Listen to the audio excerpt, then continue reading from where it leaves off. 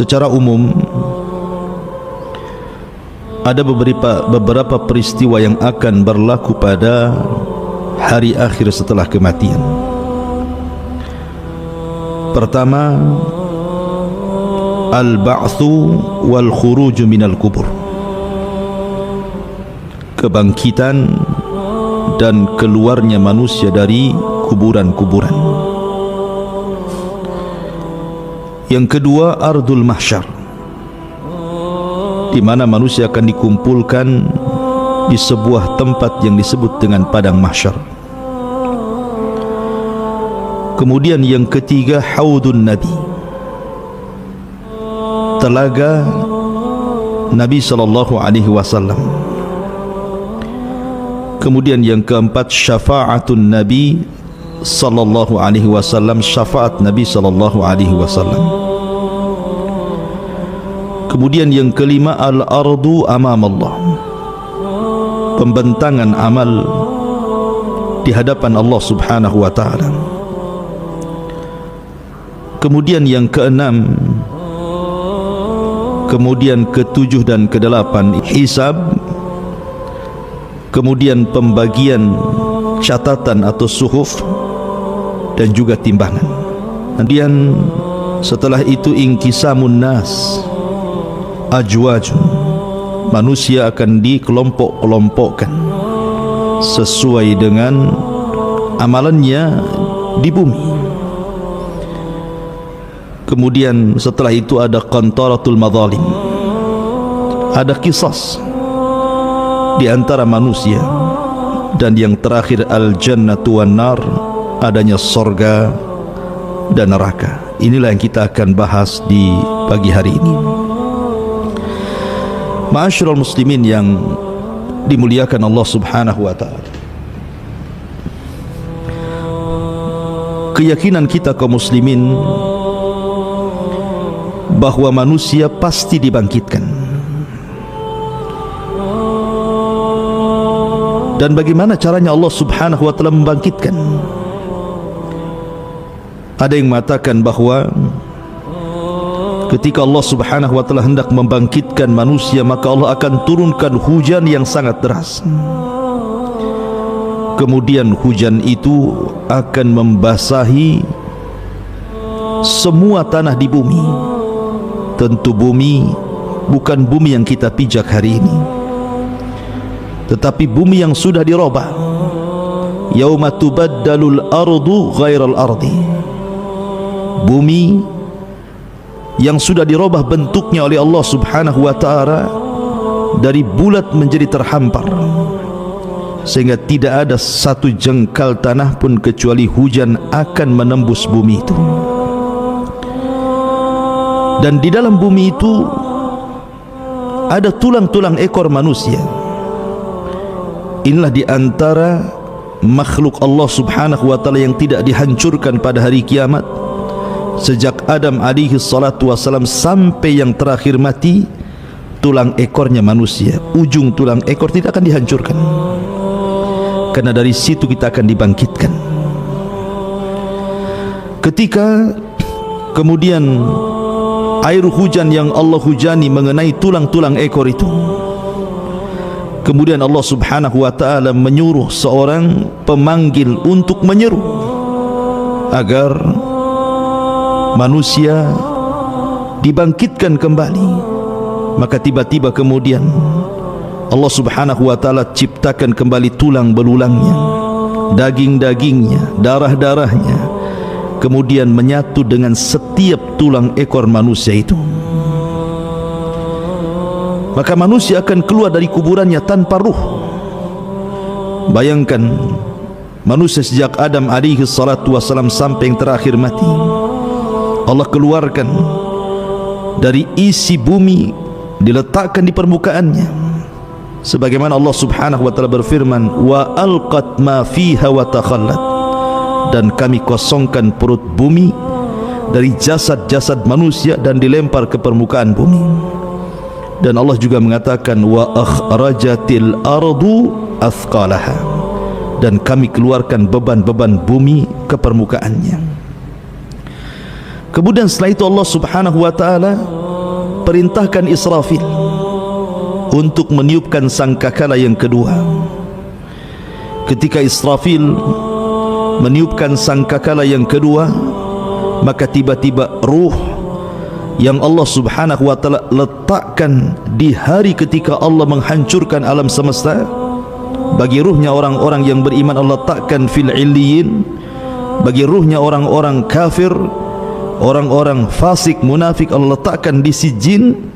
Maka Allah berfirman, wa idzan nufusu zuwijat, ketika ruh dilesatkan dari illiyin dan dari sijin saat tiupan sangkakala kedua Israfil, maka ruh itu akan menembus jasad-jasadnya tanpa tertukar satu jasad pun dengan ruhnya, sejak Adam sampai yang terakhir mati. Tiba-tiba manusia terbangun. Dari sini manusia terbagi menjadi dua kelompok. Kelompok yang pertama, orang-orang kafir. Mereka mengatakan sebagaimana disebutkan dalam surah Yasin, ya wailana man ba'athana mim marqadina, duhai celaka aku, siapa yang membangkitkan aku dari tidurku. Tapi orang-orang yang beriman mereka tenang, mereka tidak gugup. Mereka mengatakan, hadza ma wa'adar rahman wa sadaqal mursalun, inilah janji Allah subhanahu wa ta'ala kepada kita dan benarlah ucapan para rasul. Maka manusia semua dibangkitkan dari kubur-kubur mereka. Inilah yang pertama, al-ba'thu wal khuruj minal kubur, hari kebangkitan dan keluarnya manusia dari kuburan. Kemudian yang kedua, ardul mahsyar, ketika manusia sudah dibangkitkan dari kubur-kubur mereka. Kondisi mereka Allah subhanahu wa ta'ala sebutkan ada dua kondisi. Pertama, sebagaimana Allah sebutkan dalam surah Al-Qari'ah, Al-Qari'atu mal-Qari'ah wa ma adraka mal-Qari'ah yawma yakunun nasu kal farashil mabthuth. Allah gambarkan seperti farash yang dibangkitkan. Seperti farash itu artinya laron yang berterbangan ke sana kemari. Dan ayat yang lain menunjukkan kal jaradil muntashir, seperti belalang yang bertebaran. Artinya bahwa manusia ada yang bingung, tidak tahu tujuannya. Yauma yafirrul mar'u min akhi wa ummihi wa abi wa sahibatihi wa bani likulli imri'in minhum yauma idin sya'nun yughni. Ada orang yang lari dari temannya, lari dari orang tua ayah ibunya, lari dari pasangan dan anak-anaknya, karena pada hari itu orang sibuk memikirkan diri sendiri. Tetapi ketika manusia kemudian dalam posisi tidak tentu arah, bagi orang-orang kafir tentunya, berbeda bagi orang-orang yang beriman, mereka terarah. Karena Allah subhanahu wa ta'ala berfirman, walladzina amanu wattaba'athum dzurriyyatuhum biimanin alhaqna bihim dzurriyyatuhum. Orang-orang yang beriman dan keimanannya ditularkan kepada keluarga besarnya, maka Allah subhanahu wa ta'ala akan kumpulkan mereka di padang mahsyar bersama keluarganya. Mereka tidak akan lari dari keluarganya. Itulah orang-orang yang beriman. Ma'asyiral muslimin yang dimuliakan Allah subhanahu wa ta'ala, kemudian datanglah penyeru dari arah yang sudah ditentukan, agar manusia yang lari ke sana kemari berkumpul di satu titik. Itulah yang disebut dengan ardul mahsyar yang kedua, bumi di mana manusia akan dikumpulkan di situ. Maka dari mana-mana manusia, dari ujung barat, timur, selatan, dan dari mana-mana yang lari ke sana kemari, akhirnya berkumpul di satu titik yang disebut dengan bumi mahsyar. Ma'asyiral muslimin yang dimuliakan Allah azza wa jalla, disinilah manusia akan mengalami kesulitan hidup. Bagaimana tidak, matahari didekatkan 1 mil di atas kepala, tidak ada makanan, tidak ada minuman, keringat bercucuran. Ada yang tenggelam seluruh badannya dengan keringatnya, ada yang tenggelam dengan keringatnya satu dada, satu pusar, satu lutut, sesuai dengan amalannya di dunia. Akan tetapi yang tersengat matahari itu hanya orang-orang kafir. Orang-orang yang beriman tidak akan tersengat matahari, karena ada naungan yang menaungi mereka.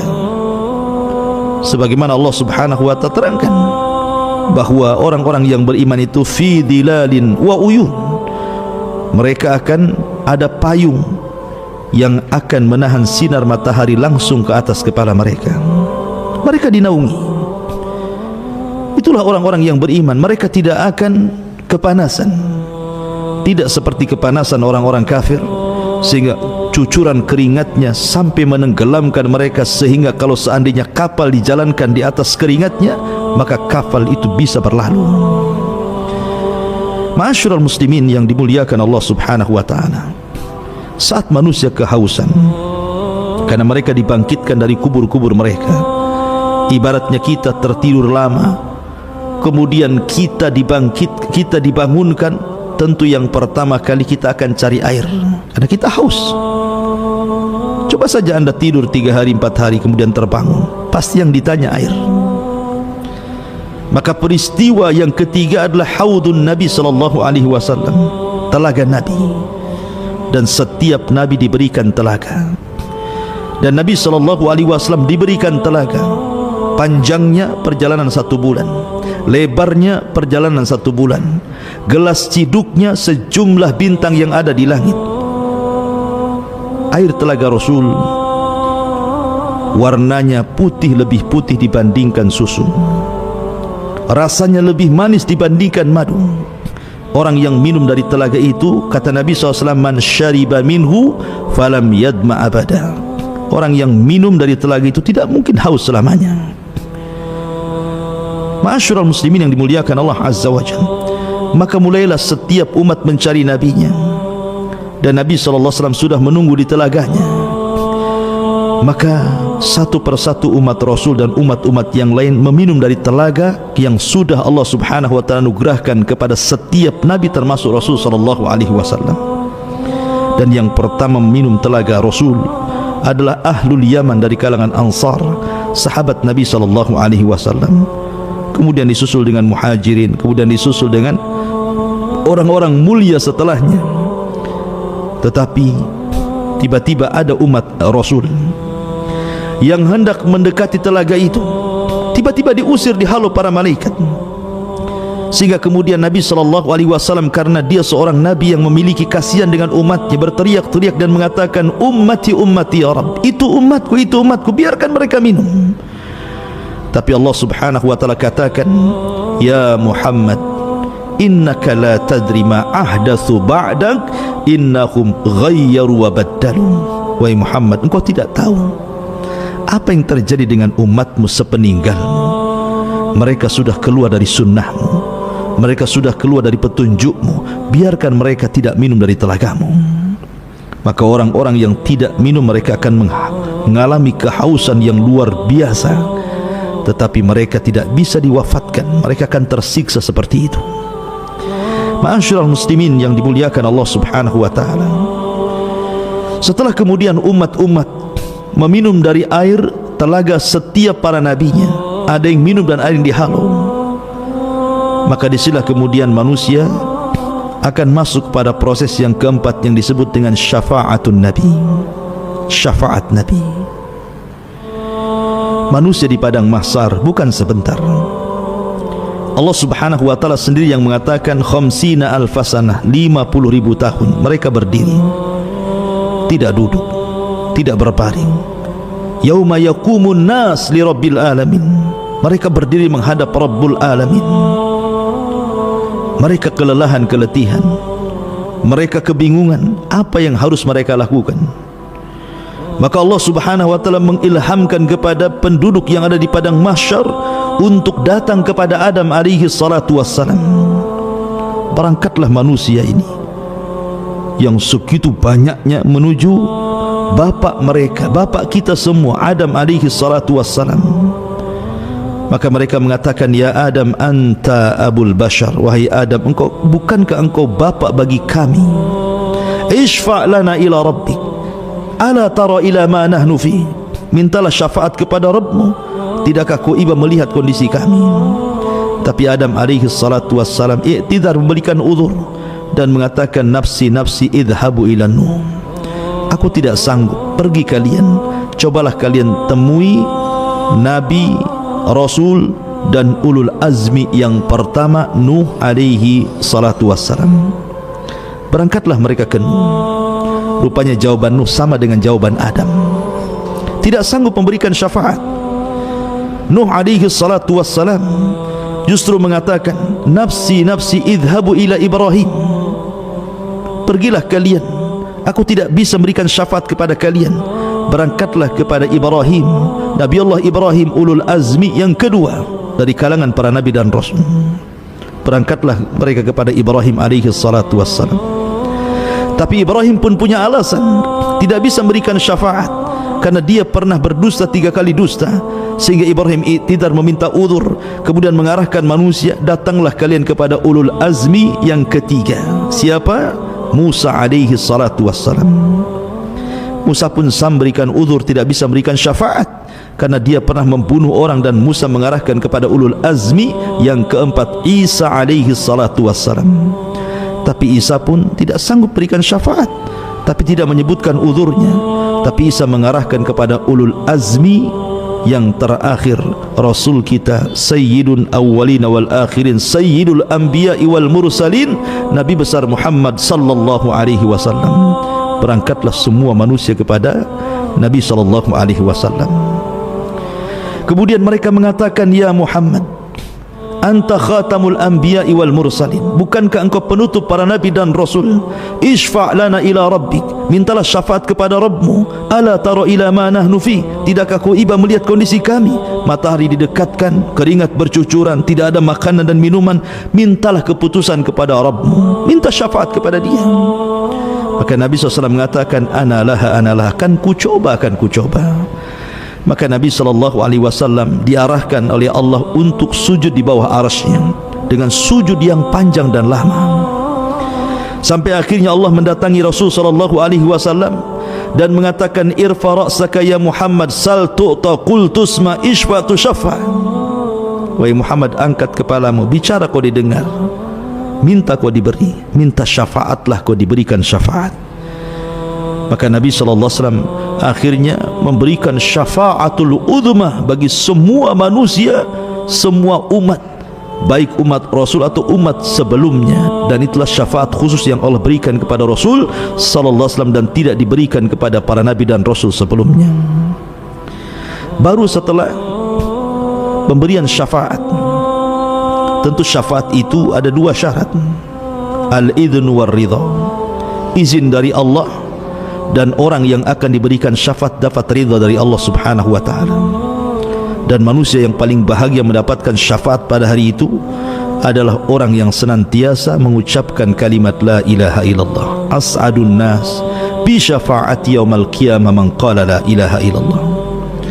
Manusia yang paling bahagia dengan syafaat, kata Rasul, adalah orang yang istiqamah dengan kalimat la ilaha illallah.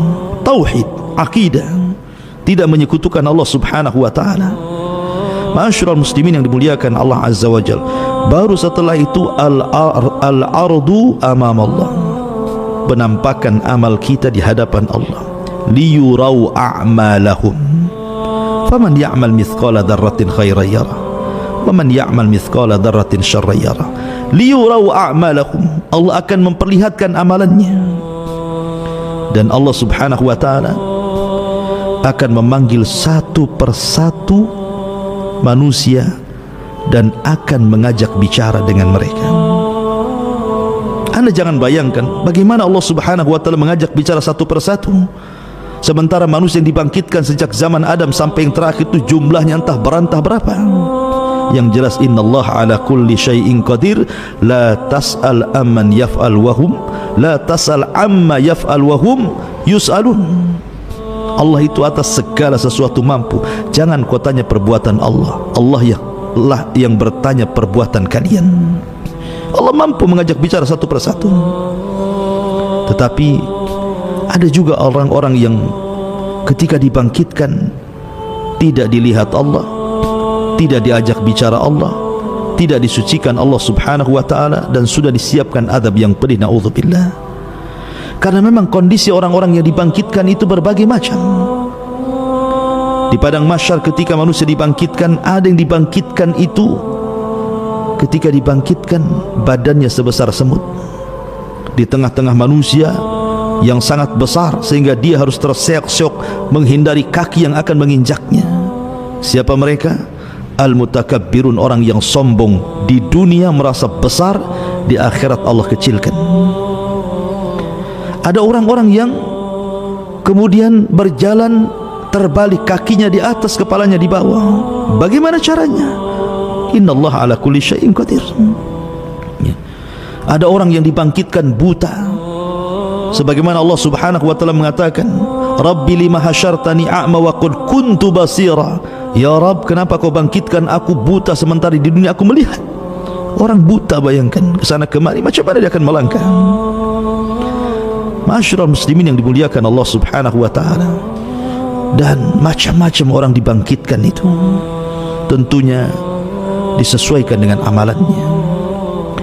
Lah ketika Allah subhanahu wa ta'ala memanggil satu persatu, mengajak dialog, disitulah Allah subhanahu wa ta'ala menampakkan amalannya, dan hamba ini akan mengakuinya. Kalau dia kemudian tidak mengakuinya, akan datangkan saksi-saksi pada hari kiamat, sehingga dia tidak bisa mengelak dari amalannya. Dan saksi-saksi itu begitu banyak. Nabi Allah subhanahu wa ta'ala berfirman, yauma nakhtimu ala afwahihim wa tukallimuna aydihim wa tashhadu arjuluhum bima kanu ya'malun. Pada hari mulut terkunci, tangan bicara, kemudian kaki menjadi saksi.